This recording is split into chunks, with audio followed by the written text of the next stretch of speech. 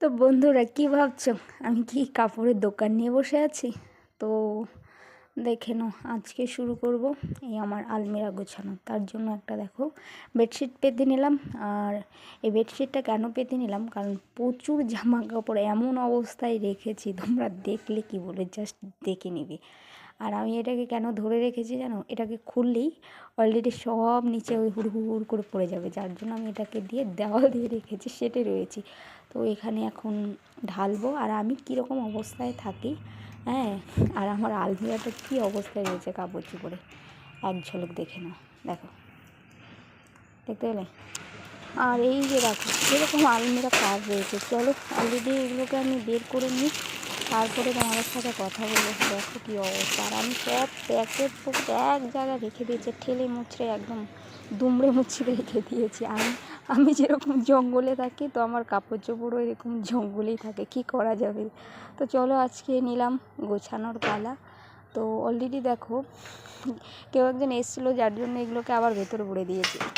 তো চলো এগুলোকে আবার বের করে আবার এখন গোছাবো।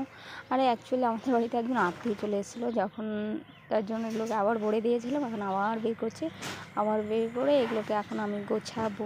তো দেখতে থাকো আমার অবস্থা। আমি একদম কি বলবো, একদম অগোছালো। আমার না গোছাগুছি ভালো লাগে না, আমি এরকমই অগোছালো গুছিয়ে থাকি, আবার বের করে রেখে দিই। চলো। তো hey guys, welcome back to my channel Soma official. তো গাইস তুমি কেমন আছে? আশা করছি সবাই ভালো আছে, আমিও খুব ভালো আছি। আর দেখো আমি আজকে শুরু করে দিয়ে কাপড় গোছানো। তো অলরেডি দেখো এত সুন্দর আমি গুছিয়েও নিয়েছি। তো আর দেখো গোছানোর ফলে কেমন লাগছে, খুব সুন্দর লাগছে না দেখতে। বাট আমার না এই গোছাগুছি একদম ভালো লাগে না, কি করব। চলো গোছানোর কাজ তো শেষ হয়ে গেল। হ্যাঁ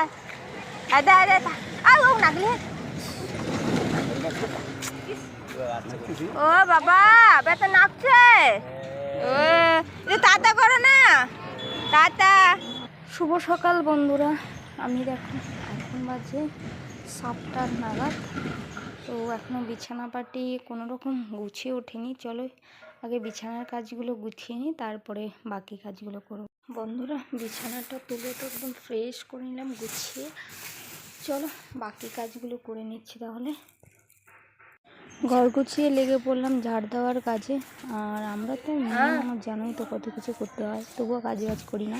তো চলো ঘরটা গুছিয়ে নিলাম। এখন তো এই যে বারান্দাটা ঝাড় দিচ্ছি, ঝাড় দিয়ে শুরু করে দেবো মোছার কাজ। চলো মুছেও নিচ্ছি, একটু মোছামুছি না করলেও হয় না, কারণ পাকা ঘরে না একদম ধুলো হয়ে যায়। তো সেই মোছার কাজটাও কমপ্লিট করে নিতে হয়। তো নিত্যদিন এগুলো কাজ আমাকে করতে হয়, ঠিক আছে। তো সবগুলো তো ক্যামেরায় দেখানো সম্ভব হয় না, যতটা পারি তোমাদের সাথে শেয়ার করি। তো কেমন লাগলো আজকের ব্লগ অবশ্যই কমেন্ট করে জানিয়ে দেবে। ভালো লাগলে লাইক কমেন্ট শেয়ার করে দেবে। দেখা হবে নেক্সট কোনো ব্লগে, ততদিনে ভালো থাকবে। চলো টাটা।